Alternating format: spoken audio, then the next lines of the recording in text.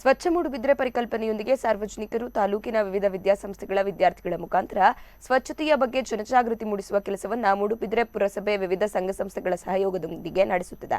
ಸ್ವಾತಂತ್ರ್ಯೋತ್ಸವದ ಅಮೃತ ಮಹೋತ್ಸವದ ಅಂಗವಾಗಿ ಸ್ವಚ್ಛ ಭಾರತ್ ಯೋಜನೆಯಡಿ ನಡೆಯುತ್ತಿರುವ ಸ್ವಚ್ಛ ಸರ್ವೇಕ್ಷಣ 2022 ಸ್ವಚ್ಛತೆ ಜಾಗೃತಿಯ ಕುರಿತ ಸ್ಪರ್ಧೆಯನ್ನು ಮೂಡುಬಿದ್ರೆಯಲ್ಲಿ ಆಯೋಜಿಸಲಾಗಿದೆ.